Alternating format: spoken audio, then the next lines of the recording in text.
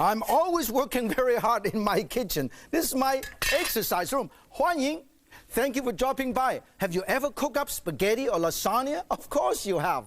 There are a couple of the most popular Western pasta dishes. Well, today, I'm going to show you how the Chinese make their favorite pasta dishes. So the next time your family wants pasta, you can give them something totally new and different. Now, that is using your noodle. We're going to get cooking very soon, but first, let's meet a few old-fashioned Chinese noodle makers. Every day in Chinatowns all over the world, Chinese share a love for noodles. From New York to Honolulu and London to Melbourne, you can find noodle shops that make their own noodles and small family-operated noodle factories that still make noodles the old-fashioned way. Hong Hop in New York is an example. My good friend Dixon Yee runs the family business. We've been manufacturing noodles as Hong Hop Noodle Company since 1922, when my great-uncle took over the previous company. So noodles have been made here since 1910 or so. As you can see, even though there are a few machines to roll and cut the dough, these are basically handmade noodles. Although he was trained in another field, Dixon was determined to preserve the family business.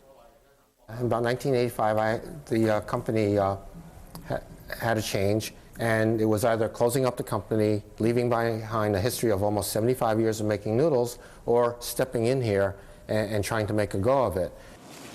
To walk away from it leaves behind a lot of not just the company's history, but the family's history. This is how we started, and there are very few businesses that one can take to the third generation. I represent that, and I thought that was a challenge given to me, and so I decided to grab it. Another part of the challenge is to be able to expand beyond the traditional markets. And if there are caterers or other service companies that need Asian products, and we as Asian Americans can help bridge that gap and to introduce them to those Chinese foods and understand how to use them, then that increases our ability to grow, and also increases, I think, the American appreciation of foods from other countries. The love of noodles is also alive and well in Hawaii, and it is keeping them busy at the Yet Tong Chow Noodle Factory in Honolulu, Chinatown.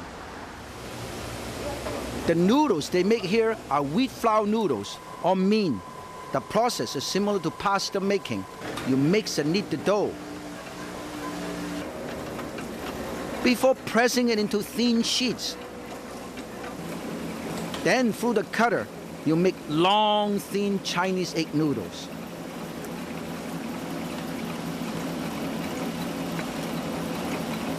Whoa, long live noodle, whoa. Huh? Now here's a touch you don't normally see in Western pasta making. Coiling and cutting these long live noodles by hand. Nearby at the Hong Kong Noodle House, they work their hardest when they are sitting on the job. This looks like fun, like riding a seesaw. It is actually an ancient method of kneading dough with a huge bamboo pole.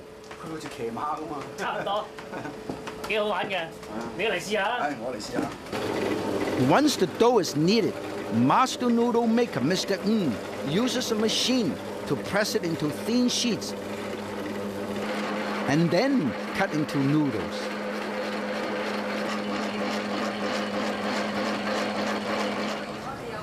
This is a typical noodle restaurant kitchen, open and right by the entrance. It looks small and cramped, but don't worry. Everything the noodle chef needs is within his reach. Remember those noodles? Made just moments ago and a few feet away. Nothing could be fresher. In addition to noodles, Master Ng also makes fresh wonton wrappers for his own wontons.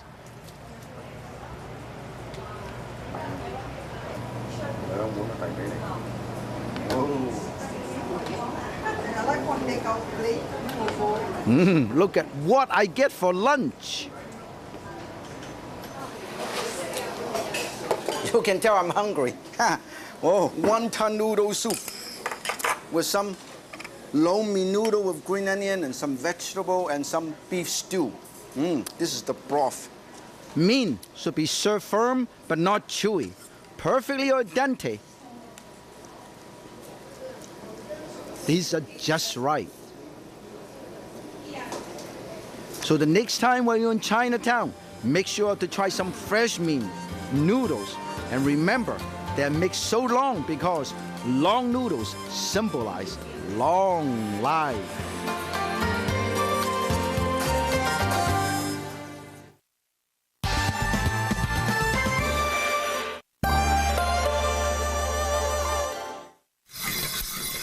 I am learning some secret, some professional trick from Dixon and Master Ng from Hawaii and New York Chinatown. We're going to make beef stir fry over golden crisp skinny wonton noodles. Now, how can you tell? Because I've been cooking this for about 2.5 minutes. It should be nice and brown because I can smell it.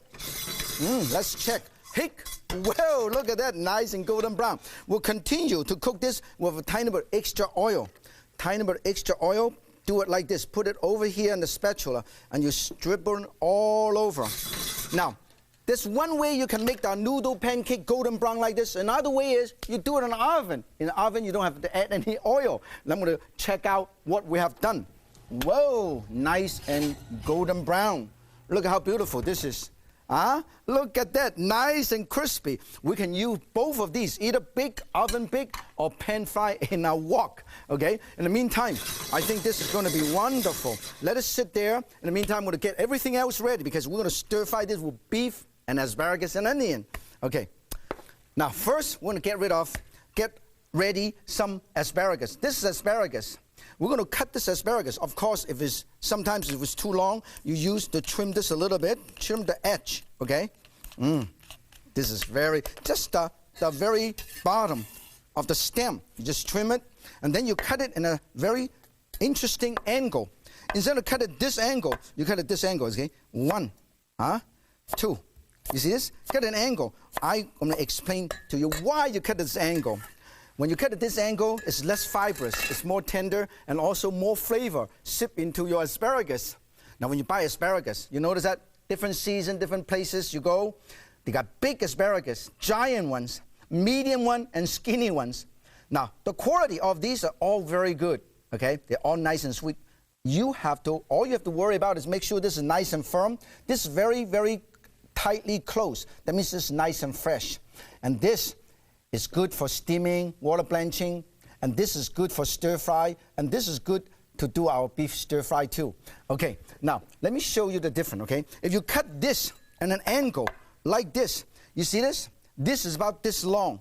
If you cut it like this at an angle, straight, this is this long. The fiber is only this short, the fiber is this long. So this means if you cut it like this, it's much more fibrous. That's the reason why the Chinese chef love to cut it differently.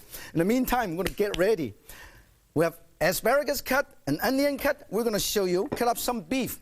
This is a piece of French stick, okay? You can actually butter fry this piece of French stick. Open it up, and you can, the same knife, and you tenderize this a little bit, and then you can cut it up across the grain running from this direction to the always cut it across the grain. Look at that, very, very fast like that. And when it's all cut up, you put it over here and you transfer it and put it right here. Very simple. And then you're gonna marinate this. Let's marinate our beef. Put a tiny bit of rice wine. I love rice wine.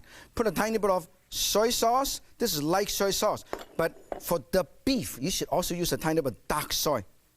Tiny bit of dark soy, okay? Marinate it. Always use a tiny bit of cornstarch to help to seal in the juice. Always, okay? I always say marinate. When you do marinate, you should marinate it for about half an hour, at least 10 minutes. But since you cut up everything in such small pieces, all the liquid actually instantly absorbed by the beef fiber, by the beef muscle. This is what you call instant marinade. It's not like you marinate a big piece of meat, okay?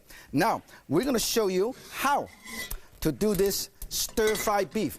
You know, I think this is nice and done. Look at this. Look at that. Nice and golden brown. And make sure this is great exercise. And when this is nice and done, this is what I call skinny wonton noodle. You can use all kind of noodles. See, this is the noodle that I get from Master Chef Look at that, skinny wonton noodles. And I'm going to stir fry this with a tiny bit of oil for the beef. Garlic and ginger. Always use garlic and ginger. Garlic and ginger. Look at that, nice. Marinated beef for about 15-20 minutes already. This is really nice. Stir fry. You see? Asparagus doesn't take too long to cook, so you don't have to put it in too early. Whoa, look at this. Stir fry. And then, also another great thing about this is, make sure you do not have to do it too long. You see this? Nice. Add the seasoning. This is very nice. I would like to have some nice, medium, rare beef, nice and tender. You see, because it's already very nicely sliced. And then asparagus and green onion, or onion. If you don't have onion, just use green onion. And then put a dime of satay sauce. Satay sauce means a seafood sauce, Chinese seafood sauce. If you don't have it, use oyster sauce. Tiny bit of sesame seed oil, tiny bit of chili garlic sauce, tiny bit of broth. Look at this. This is so wonderful. And then all you have to do is stir this in. Oh, this is so beautiful. You know what? I think I like to have a tiny bit of extra dark color. Look at the difference. Ah, look at that. This is beef stir fry. And it's so beautiful. You know what? The noodle pancake is beautiful. And I think we are ready to serve these right here. Slice the whole noodle pancake right over here. Look at that. And then you slice some of these right over here. This is so wonderful. I love this. You know what? Since I love beef and I love asparagus, so I actually use a lot more than I normally need. Look at that. Always make sure this is nice and clean. And that's you have. Look at that. Huh? Beef stir fry over a golden crisp noodle pancake.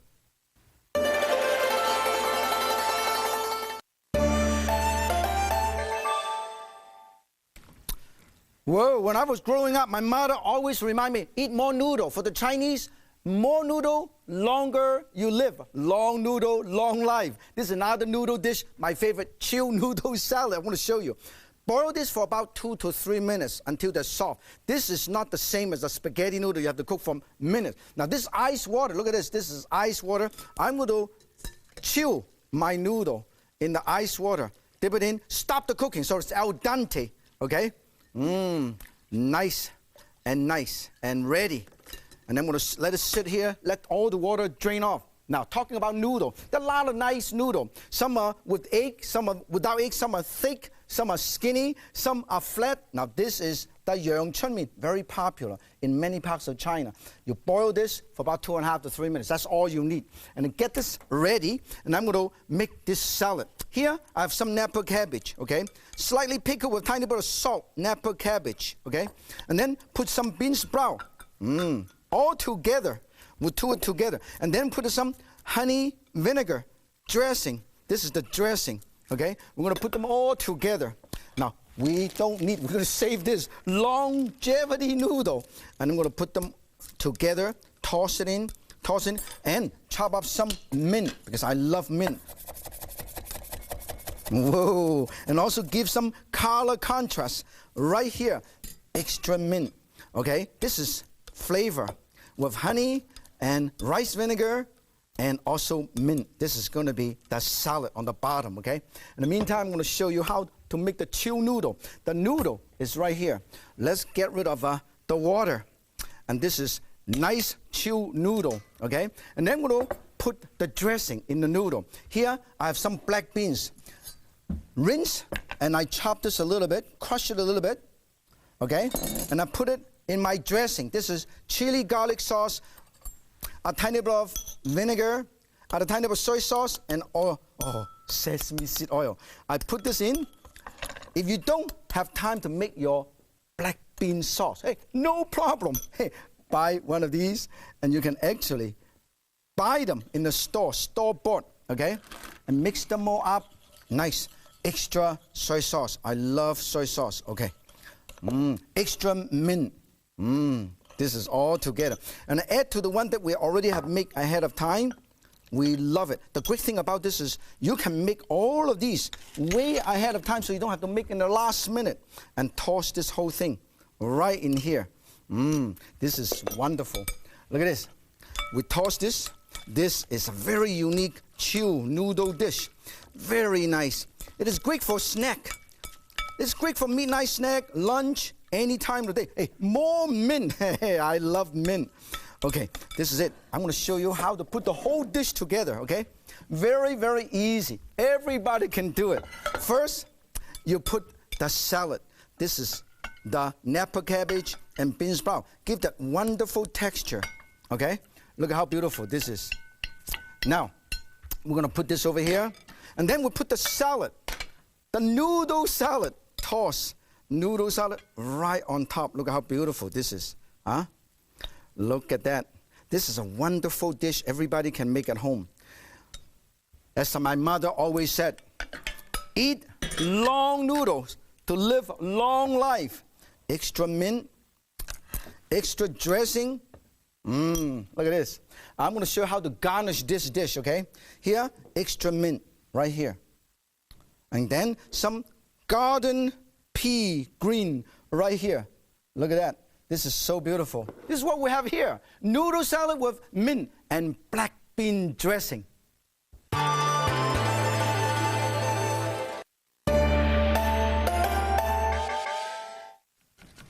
I am busy again. I'm going to make something very exciting. This is a classic Hong Kong wonton noodle bowl, which I learned from Master Ng from Hawaii, and also how to learn how to make all the wonton wrappers from Dixon.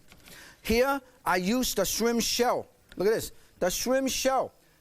When you shell the shrimp, don't throw the shell away, because I'm going to use this to make seafood broth. This is what the Chinese and the Thai people do all the time. So, got a wonderful fresh seafood broth over there. In the meantime, I also have cooked some wonton. Whoa, look at this, beautiful wonton. After you cook this wonton, you know what? You should put it in a tiny bit of water so they don't get stuck. That means you can cook it ahead of time and get ready for your wonton noodle bowl. The broth is getting ready, and I don't want to waste time, okay? I'm going to do some wonton noodle. What's the difference between the regular noodle and the wonton noodle? This is something I also learned from Dixon in New York, Chinatown.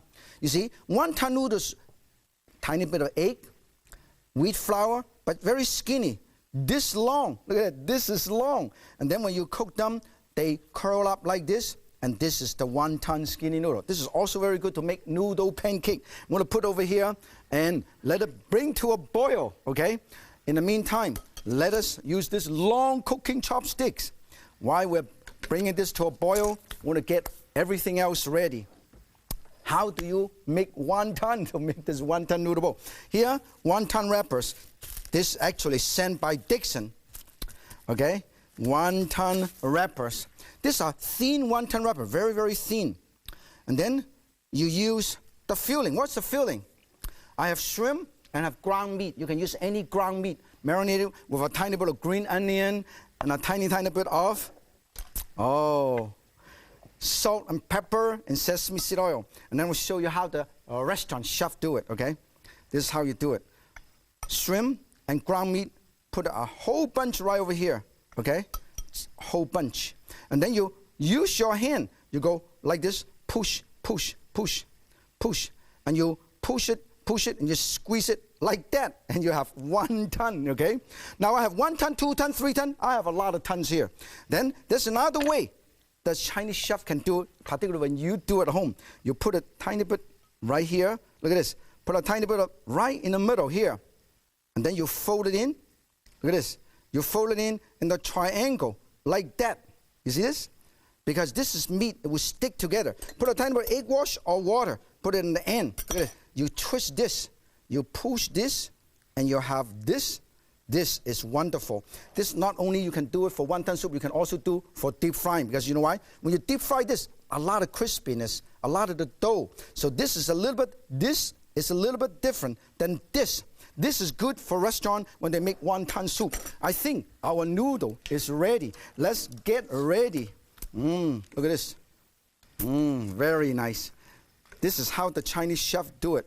Oh, shake them a little bit. Shake them a little bit. And then squeeze a tiny bit of sesame seed oil and toss it a little bit. Oh, this way. Everything is very tasty. I'm going to put it in this bowl right here. This is the wonton noodle, okay? And this is the wonton. We'll put a few wonton on the side, okay? This is, I like to have 8 of these because it's good luck number. And then, another thing.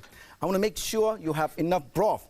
Now, to make the broth, I have some yellow chive, some red pepper, some green onion, and you know what? I want to show you how easy it is to make this wonderful dish, okay? Now, this is so beautiful. This is wonton noodle. Look at the color. Look at how beautiful this is. And then, extra red pepper, extra this, extra green onion. Hey, want to make it nice and wonderful. Extra green onion and extra sesame seed, toasted sesame seed. You know what? You can actually use any filling. Oh, look at this. I can even use lobster, cream cheese. And when this is nice and done, we're going to put this right over here. Look at that. Hong Kong wonton noodle bowl, a classic. This is a satisfying meal for your whole family to enjoy. It is time like this when I remember why I love my job. I hope you have fun and learn something too. Remember, if Yan can noodle around, so can you. 再见。